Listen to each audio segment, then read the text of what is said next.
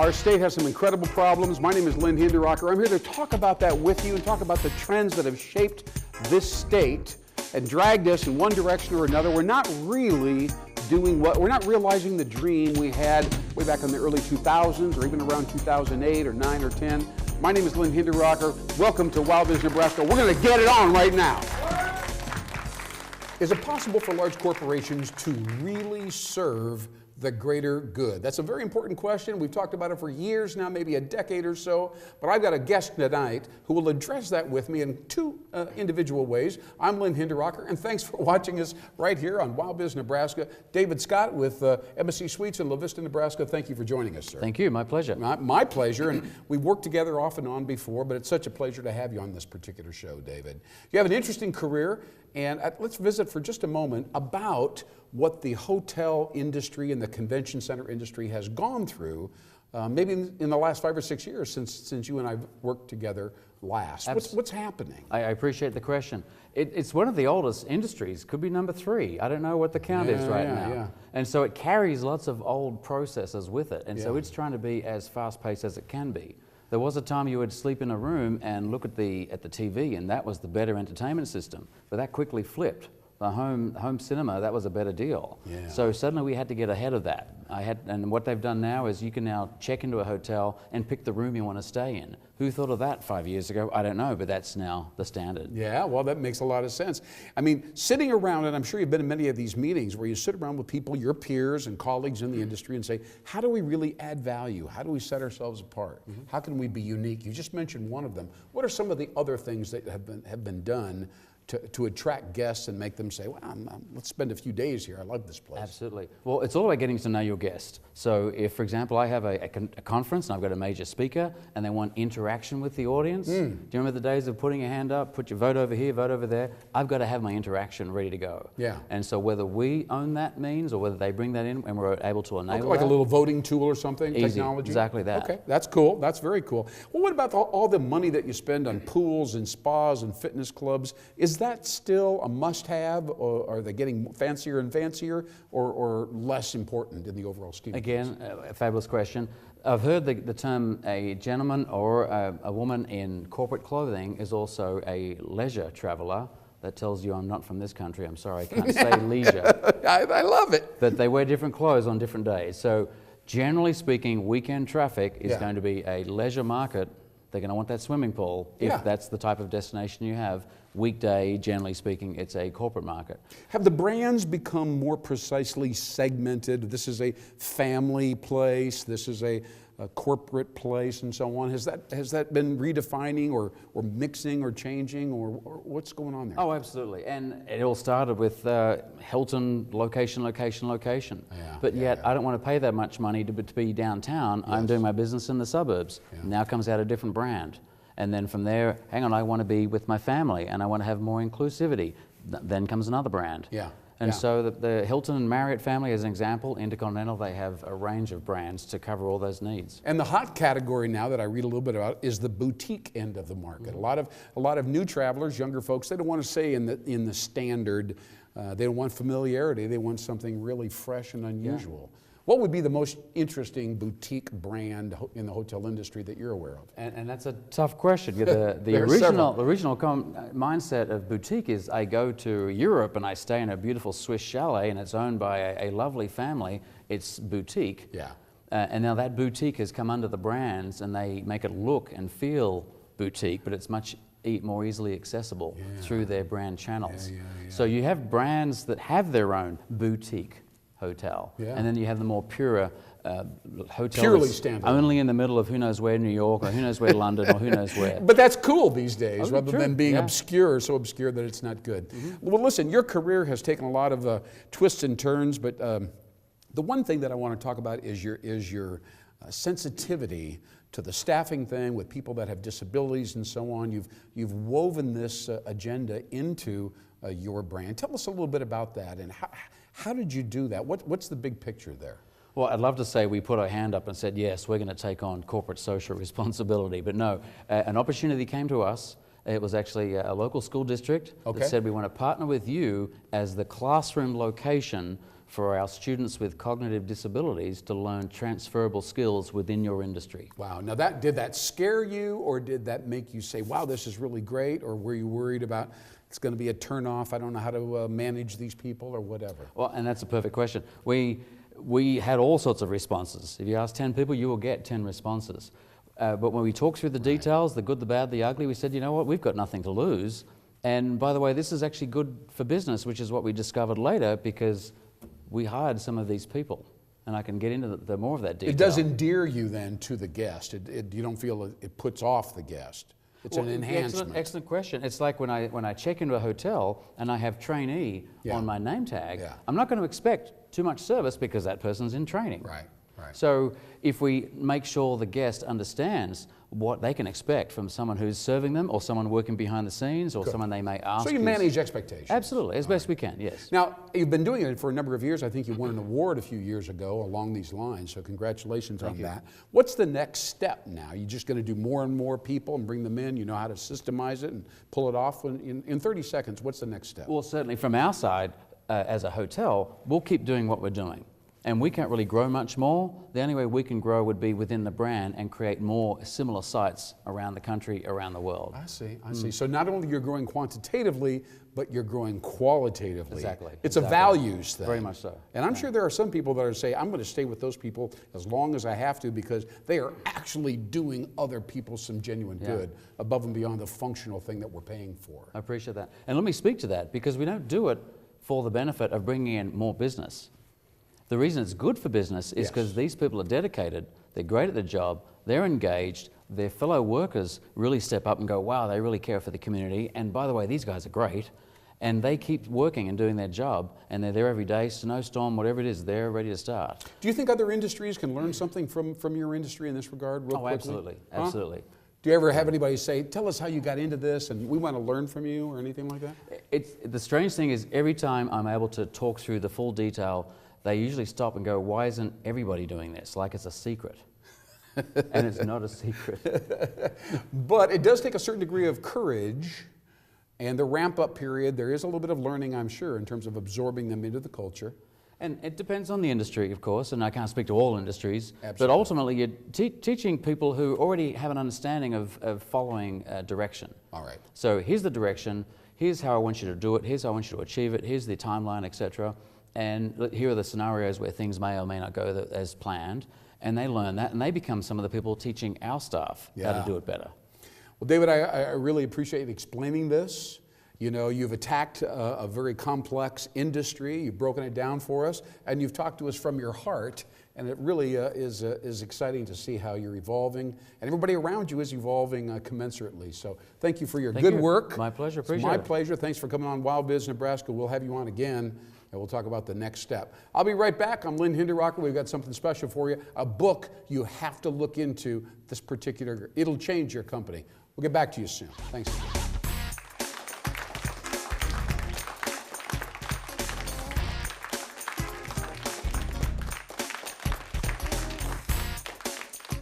Welcome back to WOWBIZ Nebraska. I'm Lynn Hinderrocker, and you know, in 2005, a book came out that's really sent a ripple throughout the entire business sector of our economy. It was called Blue Ocean Strategy.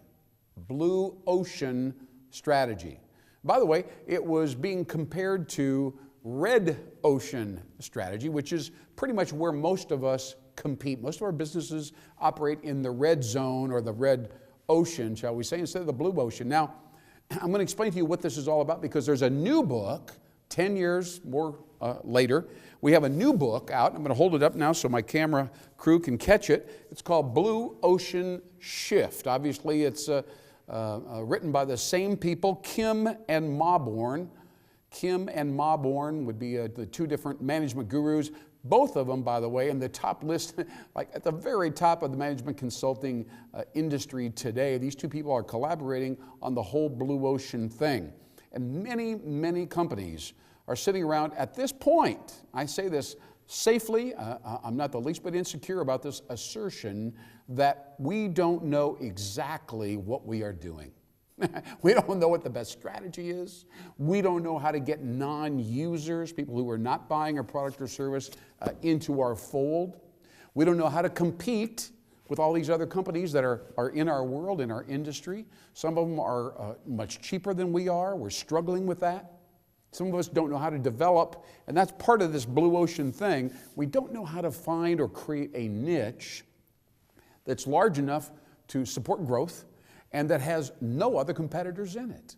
This is the secret of the blue ocean strategy, which catapulted this thinking in this book off the charts back in 2005. Well, here we are, like I said before, 15 years later or so, and I'm going to talk to you for just a couple seconds about Blue Ocean Shift. You must try to find this book, purchase it wherever you can, go to your local library, whatever you have to do. You got to read this book, and by the way, this is the catalyst for what a lot of companies just don't know how to do, which is have strategy sessions where you bring your people in. Maybe it's 2 or 3 or 4 different sessions. You might be doing it outside of the office, which is a very smart idea to do. And you might even want to have an outside facilitator, somebody that is completely neutral and objective to make sure that there's no gamesmanship that's going on inside of these sessions and nobody's dominating and the boss isn't leading it or whatever. And everybody gets a chance to actually address the core questions that are mentioned in this book honestly, because when you do that, let me tell you, you're going to have new options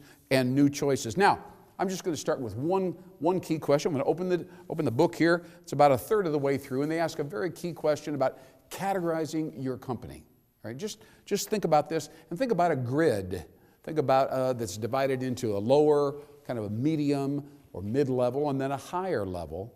It's very easy in your mind's eye to envision this, I'm sure. We've all seen these kind of graphics on whiteboards before in planning sessions. And ask yourself the following question. I'll explain this in just a minute. Is our company a settler? A settler? Is it a pioneer? That would be at the top of this tier, where margins are much higher. And you don't have customers. If you're a pioneer, you don't have customers. You have fans. Think about that, right? Or if you're a settler, you're down at the bottom of that particular spectrum. But by the way, about 75% of our companies are in that area. Their portfolio of offerings or services are settlers. And then in between those two realms or levels, shall we say, are the migrators, all right, which is where improvement is going on. They are kind of at the lower level, a settler. They become an improvement-oriented. And then finally, at the very top, they're working for tomorrow. This is a very important idea. This is where value innovation takes place at the very top. If you ever sit around over a cup of coffee or a drink or somebody, and somebody is complaining, oh, our margins are going down and everybody's coming at us and we can never seem to protect our turf. We're losing 60 or 70% of all of our new customers. They work with us for a while and they drift away and they go someplace else that's maybe a little bit cheaper. This is very, very common. All right, this book, Blue Ocean Shift, should be the book those people are reading. Now let me explain to you what these 3 types of companies are all about. First of all, a pioneer. A pioneer is your newest concept that creates excitement in the marketplace. It's not the thing that your CFO is going to get excited about and, well, they're not making that much money. We're actually in a losing position maybe with that. That's the offering inside of your company, the service, the new thing you're doing, where you really don't have any competitors at all, and you're going forward and up. All right, the future beckons. That's where value innovation takes place. That's a pioneer, and you're doing your thing when you're a pioneer. That's where you want to be. You got to have a company that's always about the future, or an offering about the future. Now, most of us are dealing with incremental improvements, value imitators, shall we say. And these are the companies that say, hey, we'll get into this business, we'll do this, and I know that we can be cheaper than this, we'll have greater volume, that'll offset that. Or, they have it very simple, we'll just knock those guys off and have a slightly better doodad or a slightly better widget, and it'll be cooler, maybe more convenient, we'll have something else, but similar, right? And those are the value limitation settlers, shall we say. And most of us are there. And then in between, there are these products or services that we have that have potential, all right, for greater margins, and people are interested in them. They're not fans yet. They're not going to champion them, but they see us doing something. We're moving out of the incremental, moving into the exponential, all right? Does that make sense to you? It's very, very important that you understand that.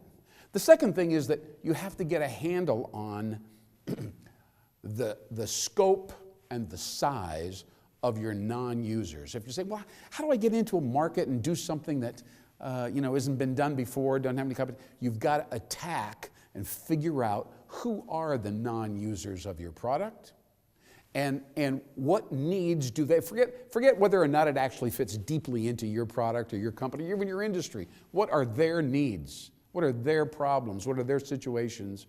And then you can leverage some of your technology and solve those problems. It's way off the charts, and that's the future of your company. Now, a lot of business owners get impatient and say, well, it's not making enough money. We put all this energy into this far-fetched, this cool thing that doesn't seem to be making any money yet, right? But that's the piece that's generating buzz about, that's the thing that people are talking about. Have you heard about this? Have you seen this, what those guys are doing?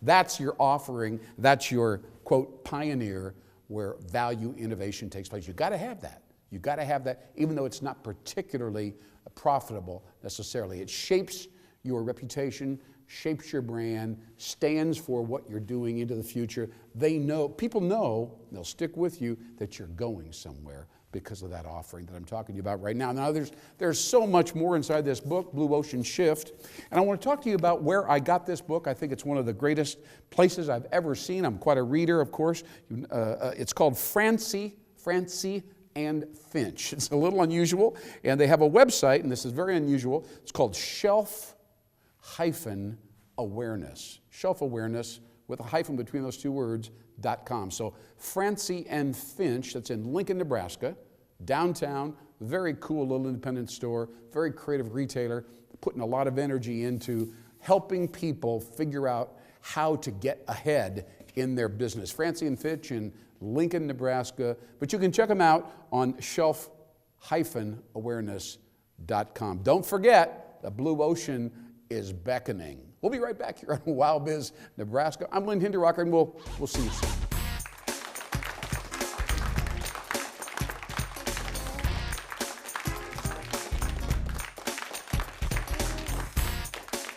Welcome back to WOWBIZ Nebraska. I'm Lynn Hinderrocker. This is a great show. We divided it into 3 segments, so there's a lot of stuff going on, and I want to suggest that you check us out on the web, by the way, if you haven't been able to watch the entire show. But this is a very important segment to me. I'm with Luke Armstrong here. I've known him for a little while. He's a tech entrepreneur. He's very creative. He's tuned in. He's right at the very edge. Luke Armstrong, thanks for joining me. Thanks, Lynn. It's a pleasure to have you here. Let's talk about the word agile. I see it being bandied around as we talk about emerging technology, and companies are agile, technology's agile. Help us understand, what do people mean when they use the word, number one?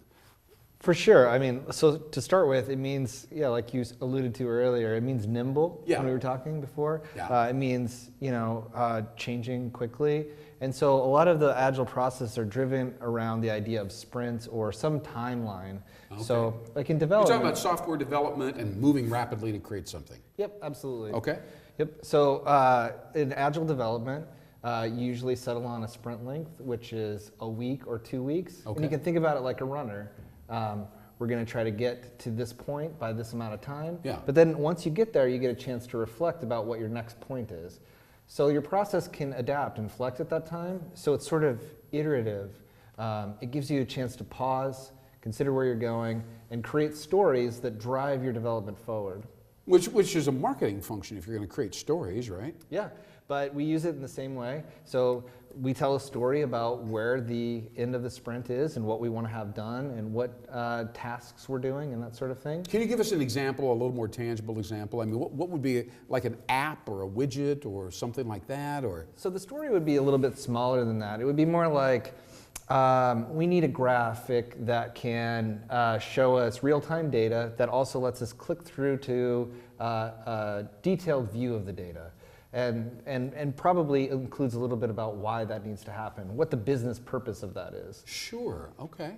So a group of software developers, like a handful of people, would work with 100% focus on that.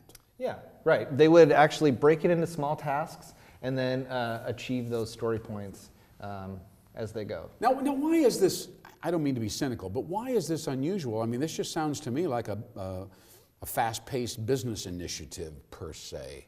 Is it specific to technology? Well, the reason why it works so well in technology is there used to be a concept called waterfall, that you would design the whole thing and then you would build the whole thing and then you would pause at the end of that build and get user feedback. Okay. And the problem with that is you spend a lot of money before that time. Got it. And Agile's built to solve that problem. So if you're iterating more often, you're designing small things, you're developing breaking it down to smaller things, chunks. then if something happens along the way and the business says, look, you're not solving the actual problem, we got some user feedback, it's not going well. I see. Then you get to turn direction, pivot, and go in a direction that makes more sense. I love that. Okay, I finally understand that. I've been hearing it for a long, long time, and I never really understood that. Now, another phrase out there that progressive organizations are embracing is design thinking. Tell me what you think that means, and what does it have to do? Does it relate to the agile paradigm that you've just explained to me? Yeah, I think so. Design thinking is just a way of basically putting design first before doing the labor. So you're trying to project out what your customer wants, what your user wants, and then design to that end. And the idea is to... Instead of saying, what did we do last year, let's come up with some variation on that and go forward there. Right. Okay. Yeah. Which a lot of strategic plans have historically been about that. What have we been doing? Extend it out, tweak it a little bit, we're done. Right. But design thinking, sorry to get too far afield here, I want you to clarify. Design thinking means, wait a minute, let's take everything off the table and start with what the consumer end user really does want. Yes. Correct? Yeah, it means, yeah, what does the business need? Like, what is the purpose of this thing? How does it interoperate with what this consumer wants? And how do we see it from this top level so that when we build it, it satisfies those needs? Yeah. So now tell us just a little bit about your career so we can, and then tell us how this has shown up in your career, how you've utilized these terms and what you've been doing with this stuff. Sure. So I actually started my career before a lot of these terms really gained traction, but a lot of the practices I've been using for many years. And really, for me, it all boils down to iteration and really creating feedback cycles. It's really about gathering feedback as often as you can and producing as small of chunks of actual stuff as you can before you get that feedback. A lot of times people talk about time boxing and limiting your efforts. Time boxing. Yeah. Okay, so what's that, some limitation to this step? Yeah, okay. So you'd say, how long do I have to prepare for this show? Yeah. I could spend all week or all month thinking about it, and I'd have a really great show. But maybe you don't have that much time, or it costs a lot of money to spend all your time in that way. So you say, I'm going to give myself 4 hours. Yeah, 4 hours to do this concept for the show, to figure it all out, and then we're going to do it. Do you know how invaluable this conversation that we're having right now is for a lot of people out there who've only vaguely heard these terms but did not really know? Tell us, who do you work with? What do you do right now so we can connect all this wisdom to your daily life? So right now I work in Lincoln at Don't Panic Labs. I'm an interaction designer, which basically means I make wireframes and sketches and stuff about how a web application might work. Usually before we build it. Okay, so you're kind of designing, conceptualizing a website. Yep. Before it's launched. Yep. Or a workflow tool or an application for a consumer. It can be lots of different stuff. Okay. But yeah. Luke, tell me this as we wrap up here. I love asking this particular question. What is a platform in your opinion? And should we all be platforms? Should we be creating platforms? How does it all? What is it really, and why is it different than just a regular website? So I think a platform enables lots of people to participate in the same sort of activity. So it's kind of an application at scale. I call it a party, but a bunch of people getting together on the same. Is that correct? Yeah, I mean, I don't know. I suppose there's some nuance in what it means for different folks, but Facebook is a platform. Google's a platform, all that, you bet. Do you see people, regular businesses, creating quote-unquote platforms yet, or is that way too far in the future? No, I think real quick now. Lots of companies consider those sorts of things. Okay. one of my companies before has made RenMine. We built a marketing platform that was built for franchise industry. Yeah, I heard about that. Scalable. Absolutely. You that bet. sort of thing. Well, Luke Armstrong, thank you so very much for being here. Thanks, You've clarified things for us. You've elucidated. I love it. Now it's going to manifest now that we actually get it in our imagination, right? Wonderful. Thanks for being on our show, and thanks to Curzon Promotional Graphics for sponsoring the show. It's we are so pleased to have Curzon on our side, and so we can bring this invaluable knowledge from Luke Armstrong directly to you. I'm Len Hinderrocker. We'll see you next time on WOWBIZ Nebraska.